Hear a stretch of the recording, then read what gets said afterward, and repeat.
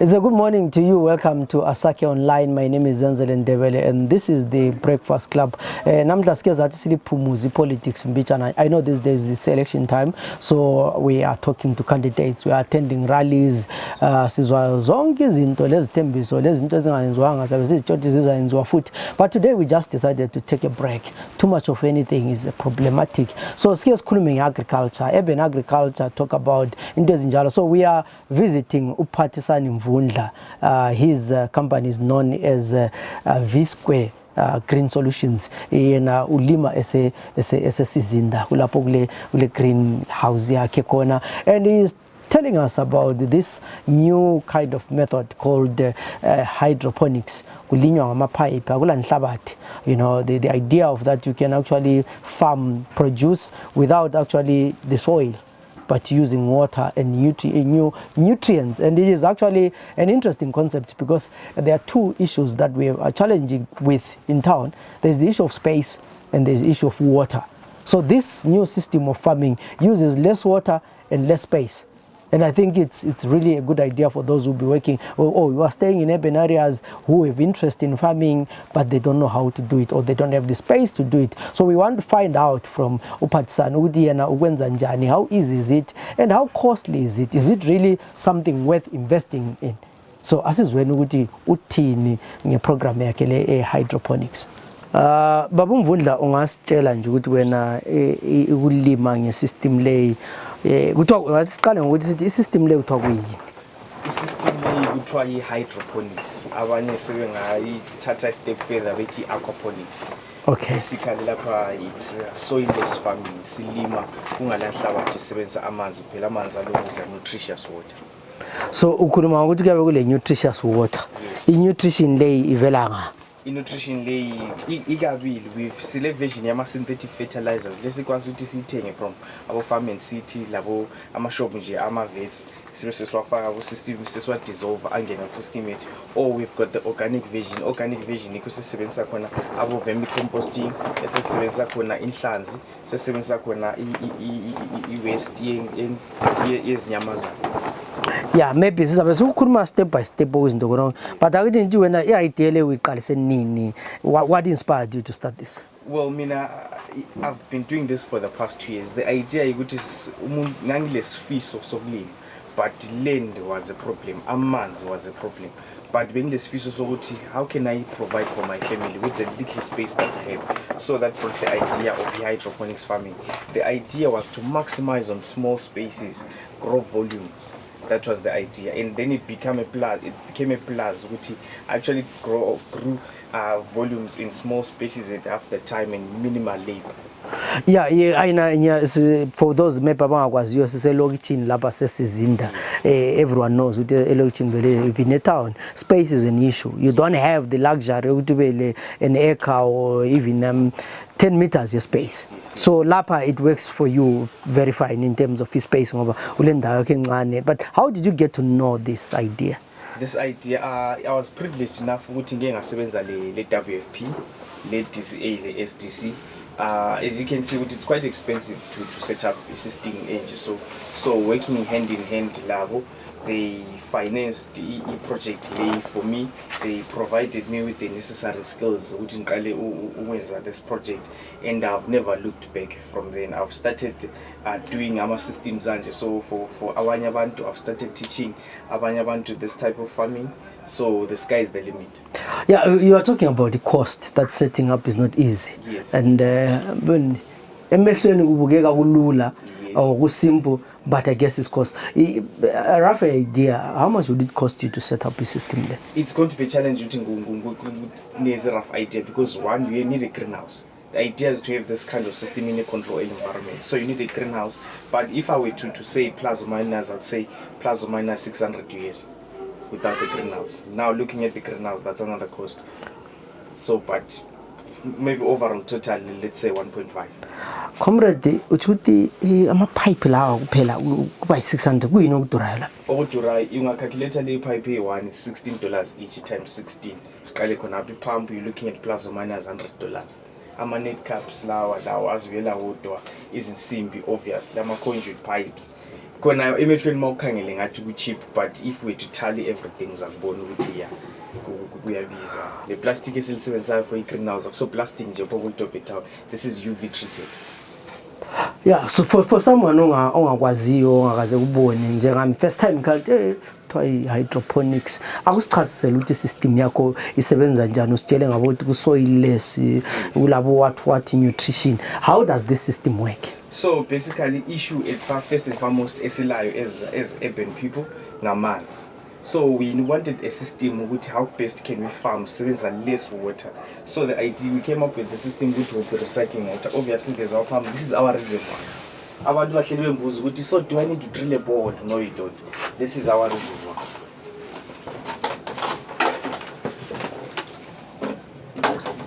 As you can see, so le yilokhuza sorry sesibula into zakho there is le yeah ngithi igabha leli sibiza sithi reservoir but ikhona yebo i-container leyani i-drum leyani 50-100 liters efana le bhim le mabhimu amnyama la.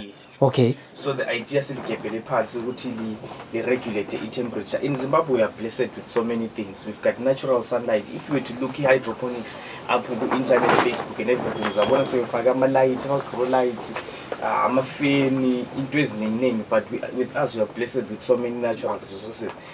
Mina ngiyazigabhela phansi drum, my temperature is regulated, amanzi ami ka-cheese. So basically this is where we start. Ama-nutrients wethu siwathela khonapha. So ama-nutrients akho nxa kuye le fertilizer kwesikhiwa uyithela khona emanzini? Yes, uthela emanzini. Okay. Then obviously is a dissolver or uyithela liquid form, it's up to you. Then you see transfer from this pipe, amanzi ethu siqansa sesiya phezulu. Then they will be feeding these two pipes. Azabe feeder lama-pipe amabili. So le mayigcwala ichithela lapha sokusebenzisa so asikuconnect sibone ukuthi ngendlela kade kusmart ngayo sifika lapha.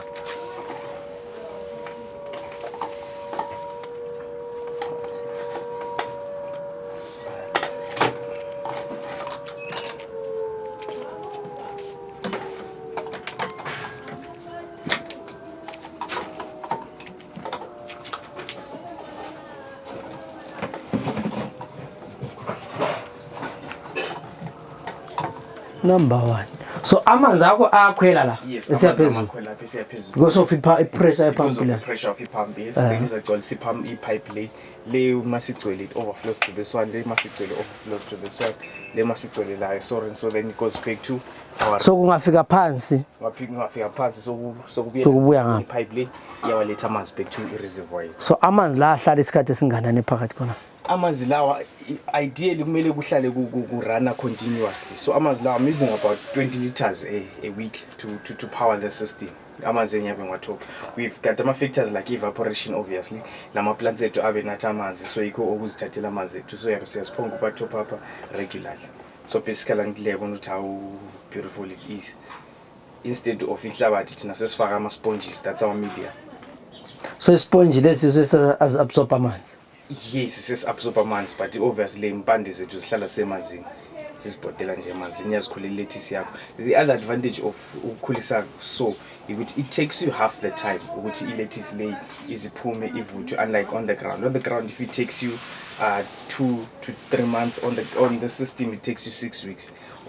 Why ngisitsho njalo? On the ground impande zama plants ethu they will be taking elements kule dryness, kulama weeds, kulama ama-plants kula, but on the system ama-nutrients vela zihambela khona emanzini, everything is at their disposal.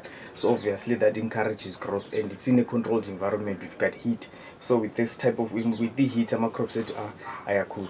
So what kind of crops can you plant here? Basically you can grow anything with hydroponics.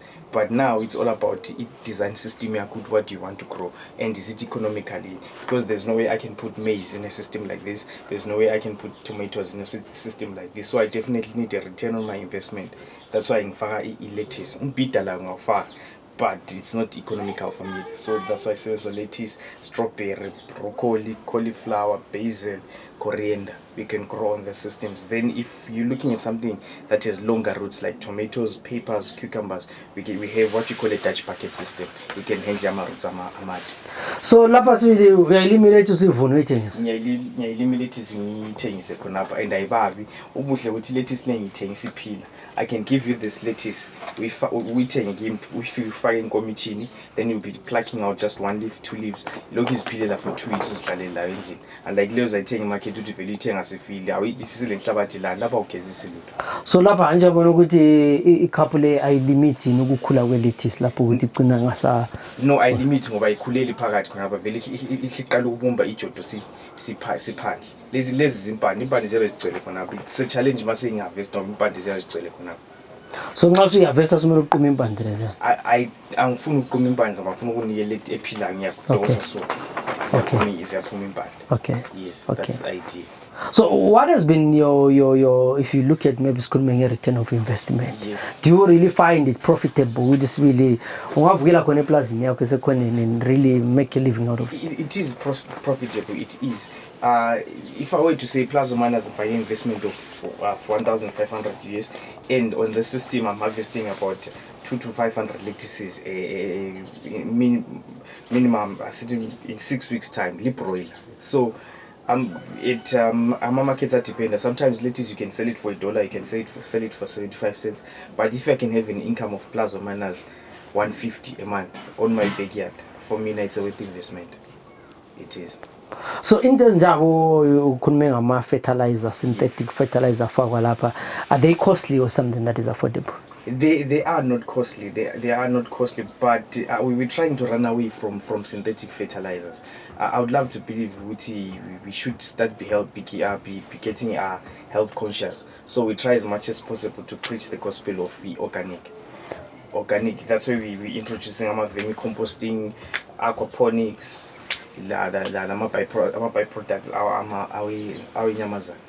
So asithi ngumquba. Yes. Esikhuluma ngumquba wenkukhu. Yes. Ngawulawo. Uyawufaka? Uyawufaka emanzini. Ulinde ubole maybe for 1 week or 2 weeks, then you strain it so kuzofaka khona phakathi. Ustrain ukukhama. Yes, sukhama ungafaka ama particles solid particles so we juice liya. Okay. Usuthela. So ungafaka ama particles once ublock ama pipe. Singablock ipump. Yes. Okay. So because kuyapampa kusapha. Yes. Le kuthiwa horizontal.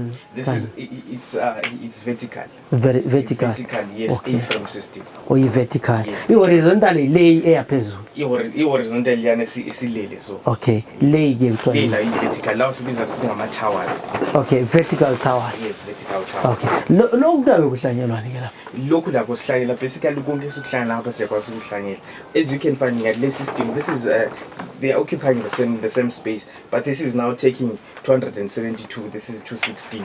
So yeah, it utilizes more space going up. So the idea is to maximize on spaces as much as possible for the best result. How has been the reception yabantu nje bebona usenza into ena le? Abantu they've been skeptical at first, but abanye sebeqalile getting the idea of what's going on here. Hydroponics is still fairly new in Zimbabwe. So abantu nguzelawo sithi isn't it small? It's not. It size yona liyana oyitholayo like on the ground, it's even fresher, it's even more tasty. So the reception, I believe, if more people actually took up hydroponics, if more people actually learned about hydroponics or aquaponics, the reception would actually be phenomenal. But from the few people that I'm engaging with on a daily basis, the result is positive.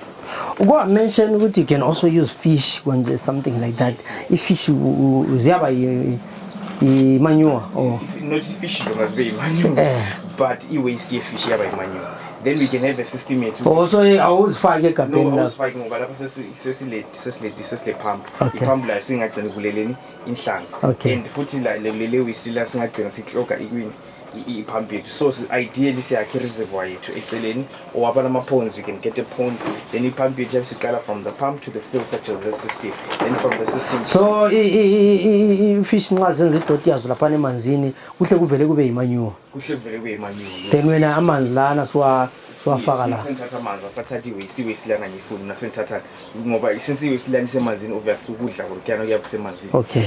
But you then now need to add the filter. Yes, you need a filter, obviously. Okay. You need a filter. I mean, you as people phela siyahlanganisa. Uyabusenza khona ukuphatha ulungisa okunye ngalo ngale. How easy is it for you to teach abantu ohlala labo how to run this system? I always tell people that this is the perfect side hustle. It takes you about 5 to 10 minutes daily just to check which system yako is on point, everything is running smoothly. Then you go about your day, you go about working, whatever that you do. And there's no way if your family can get it wrong. Abantu, when they look at it, they think this is rocket science. It's not. You just get to know the basics, then you're good to go. It's winter time, you are not affected. I'm not affected. As you can see, we greenhouse, so we're not affected. At night, we close our curtains too. The heat stays inside, everything is protected. As Charles was like. Would you encourage young people to start similar projects? I would. I definitely would. I'm working with young people with regards to this type of farming, which let us utilize the small spaces. We're waiting for land from whoever can supply it, or but with this type of farming you can even do a cheaper system of hydroponics, but this is more efficient. That's why we chose this one. But with limited resources, we can actually help you do your own system exponent, how best we can move forward.